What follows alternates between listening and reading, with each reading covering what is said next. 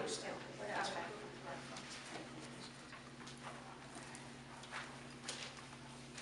I'm here to talk about Stafford's stance on the park refusal that came out, I think it was a week ago. In the refusal or procedure, or whatever you want to call it, referenced Commissioner Hespe's memo and specifically states that schools are not required to provide an alternative educational program for students who don't participate in the statewide assessment. It doesn't say anything about a district not having an option to provide one. So, and Stafford's procedure states that all students will be testing in one of 3 testing centers during allotted sessions, and there will be no alternative locations for students refusing to complete the assessment. The fact that Stafford seems to have turned its back on our students and parents and issued, in essence, a sit-and-stare policy for those children refusing the test is very disappointing. Mr. Chidiak, you specifically referenced the new park policy as a procedure, and I'm just curious as to why. Has the Board of Ed voted on it? I've also heard we are just doing what every other school board in New Jersey is doing. This is coming from the state and there's nothing that I can do. Those are false statements. There are, in fact, districts in New Jersey who are taking a stand against Common Core, its testing, and protecting the parents' Title 20 rights to refuse any curriculum or standards that they deem inappropriate. I will share 2 examples with you. The most recent resolution has come from Delran Township Board of Ed on December 8th and states that they acknowledge that parents have the right to make decisions for their children. They believe that it's their responsibility to meet a parent's decision with educationally appropriate responses that are not punitive in nature and do not place children in social issue debate. On October 7th, Bloomfield Board of Ed passed a resolution to put a policy in place for parents who are opting out or refusing testing for their children, specifically stating that such parental decisions should be met with educationally appropriate, non-punitive responses, including alternative settings and activities wherever possible. Mr. Chidiak, in your packet, I have attached other resolutions for you to review from Bergen County, Wayne Township, Ridgewood, Saddlebrook, Highland Park, and Carlsbad. I urge you all to sit down and take the online practice park tests yourselves. If not for your district, then for your own children's sake. See what they are being exposed to and how the questions are worded in a way to confuse them. This isn't higher learning. You will also find in your packets an excellent blog post about a parent taking the park test and their experience with it. Please reconsider your decision to make our children sit and stare during a test that will total about 8 hours. Our children deserve much better than that. Thank you. I just want to say one thing. We are not going to have a sit and stare. At this point, if the children show up, they are going to be able to read a book. We don't have the staff for an alternate location. At that time, the instruction is giving the test. Okay. I just got confused because it's a... And it is state mandated, just so everybody knows, the Common Core as well as the park. I know it's state mandated, but we can also refuse as parents. Right, the student, at this point, we're still waiting for more guidance from the DOE, but I can tell you the students are not going to be, at this point, again, staring at a computer. They'll show up there, they don't want to take the test, they'll read a book. At this point, we're still waiting for more guidance on the DOE. So. Thank you. Anybody else with communication? Yes. Stacy LaPointe, 1149 Batham. It's kind of along the same line that Lisa was talking about, so you might have answered the question for me. I wanted to, I might not have enough copies. I only had email addresses for Mr. Chidiak and Mrs. Sicoli, so I just wanted to give you emails. I wanted to double check the dates for 3rd and 4th grade testing because I noticed the first week, March 9th to 12th, is a 4-day window, and the 5th graders is a 5-day. All the other ones are 5-day windows. I just wanted to double check that, make sure that was correct.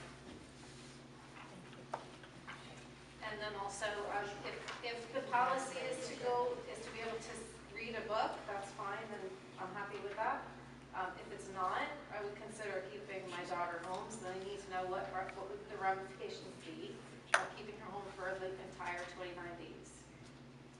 Thank you. I can speak on that. Okay. basically, during these testing windows we have from the DOE, the minimum is 60 minutes, the max is 90 minutes for the test.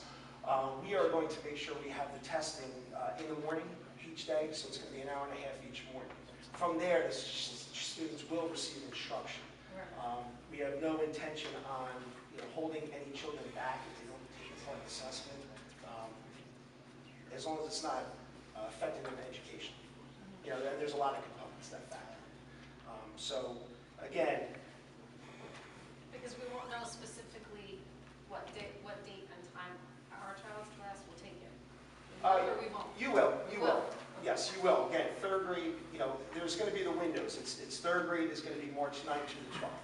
So that's going to be the test for the performance phase. Yeah, Mr. I'm Chase. going to just double check on that date. I Okay. believe it may be the 9th through the 13th because it should be a 5-day window. Okay, So that may be a typo, but we'll double check on that. okay, thank you. Okay, and then one more.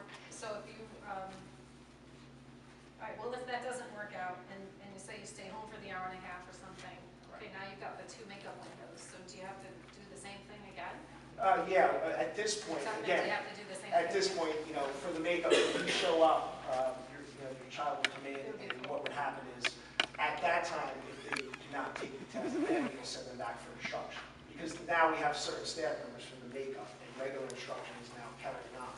So we're not going to have the child sit there with a book. Okay. We will send them back now for instruction. But initially, yes. At this point, again, we're waiting for more guidance from the Department of Education. They are going to be having some training in January and February. So what I'm saying, if they change things, of course, I will let the parents know. So at this point, that's the direction. Okay, so in your mind, is it up to will it be up to the child? It's not something that I'm saying before the teacher knows, well, we're not even going to send her down. Is it up to the child to get to that point and say, well, mom and dad said I'm not to do it? Yes, at this point, yes. Okay. Because again, we have to make sure we have 95% of the children that take the test. Because otherwise, we'd have to have a corrective action plan, and then from there, we could be in jeopardy of possibly losing some federal funding. That would be an impact on education as well. But I thought we were relieved of that when we got the No Child Left Behind waiver. We don't have From a the waiver. The state has a waiver. The state has a waiver, right. So, And the Yeah, waiver because is, the the state rules waiver that the state of New Jersey has is not anything to do with the 95% participation. It has to do with, initially, for No Child Left Behind, the federal grant said that 100% of our students had to be proficient by the year 2014.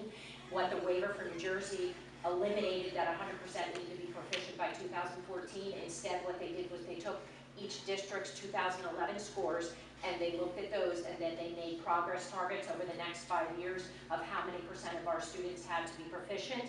And if we don't reach whatever the target is for each of those years, and every district is different, then at that point we have to have a corrective action plan. okay, and where can I find that information? If I Googled it on, if you Google on NCLB, it is on there. Thank you. We have to double check on the book thing though, don't we? Yeah, we do. That's why I want to make clear that the book, again, the Department of Education is having sessions in January and February to train the administrators as well as the test coordinators, and they have clear rules on what the children can and cannot do. But at this point, what I'm saying from a local decision point, yes, we want the children to, if they have to go to the site, if they're there, we're saying that they can read the book if they refuse the test. Okay, 'cause I know But if the DOE says something different, then obviously, I'm going to have to we're going to have to make sure we do what they're telling us. Yeah, because the park manual specifically says that if non-testing students are not allowed to remain at the testing center. So hopefully that will, give us Yeah, the it'll be answer ironed out. That's that why, I think it's still early to tell. Because again, we're waiting for the Department of Education for some more answers when it comes to what we actually can and cannot do. But from this point, from a local decision, that's what I'd like to So see. there's no plans to do anything, there won't be a practice test or anything that's going to happen before the testing window? The teachers, it is part of their instruction to go into the computer lab and to start